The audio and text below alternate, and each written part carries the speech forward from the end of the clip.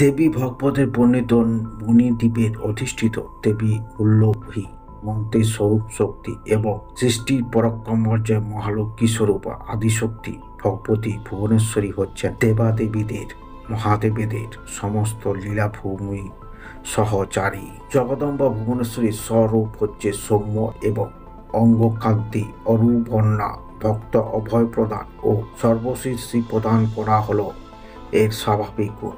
10 মহাবিদ্যার মধ্যে উনি পঞ্চম স্থানে অধিকারী। দেবী পুরাণে অনুসারে মূল প্রকৃতি অপর নাম মে ভুবনেশ্বরী। ঈশ্বর রাত্রে যখন ঈশ্বরের জাগতিক ব্যবহার সুপ্ত থাকে সেই সময় একমাত্র ব্রহ্মাই তার অব্যক্ত প্রকৃতি সহ অবশিষ্ট বা বর্তমান থাকেন। সেই সময় সেই ঈশ্বর রাত্রির অধিষ্ঠ দেবীর নামেই ভুবনেশ্বরী। অঙ্কুশ এবং পাশ এর মুখ্য অস্ত্র। অঙ্কুশ গাছের নিয়ন্ত্রণের প্রতীক আর পাশ হলো রাগ অর্থাৎ অনুরাগ বা আসক্তির প্রতীক। এইভাবে সর্বরূপে মূল প্রকৃতির হচ্ছেন ভুবনেশ্বরী, যিনি বিশ্বকে ভ্রমণ বা উদগীরণ করার জন্য পাম শিবময়ী হওয়ার জ্যেষ্ঠ এবং কর্ম নিয়ন্ত্রণ ফল প্রদান ও দণ্ড দান করার জন্য হলেন রুদ্রী। ভগবান শিবের বাম অঙ্গে ভুবনেশ্বরী বলা হয়। ভুবনেশ্বরীর সঙ্গে থাকার জন্য ভুবনেশ্বরী সদাশিব সর্বেশ সর্বঈশ হওয়ার যোগ্যতা লাভ করেছেন। নির্মাণ তন্ত্র মতে সবকটি মহাবিদ্যায় ভগবতী ভুবনেশ্বরী সেবায় সদাই নিরত থাকেন। 7 কোটি মহামন্ত্র সর্বদার এর আরাধনা করে। 10 মহাবিদ্যার 10টি ধাপ। কালীতত্ত্ব থেকে শুরু করে কমলা তত্ত্ব পর্যন্ত 10টি স্থিতি আছে, যার থেকে অব্যক্ত ভুবনেশ্বরী ভক্তরূপে ব্রহ্মাণ্ডের রূপ ধারণ করতে পারেন।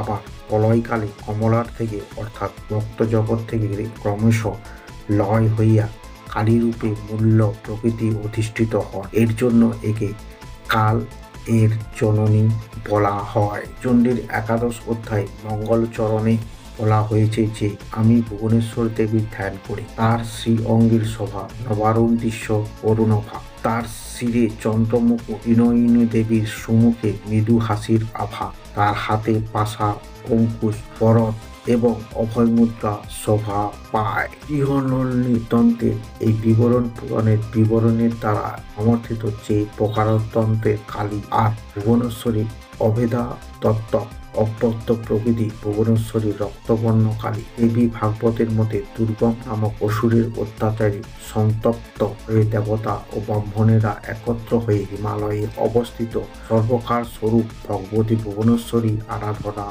করেন। সেই আরাধনায় তুষ্ট হয়ে দেবী ভুবনেশ্বরী তৎক্ষণাৎ সেখানে আবির্ভূত হন। তার হাতে বাণ পদ্মফুল এবং শামুক মূল ছিল। তিনি নিজের চোখের থেকে সহস্র অশ্রুধারা প্রবাহিত করেন। সেই জলে পৃথিবীর সব প্রাণীর তৃষ্ণা নির্বাণ করে। নদী সমুদ্র অজস্র জল পূর্ণ হয় এবং সমস্ত ঔষধি জলে সঞ্জীবিত হয়। তার হাত ধরে শাক ও ফলমূলে প্রাণীদের পালন করার জন্য দেবী ভুবনেশ্বরী সাতকী তথা শাকম্ভরী নামে খ্যাতি হন।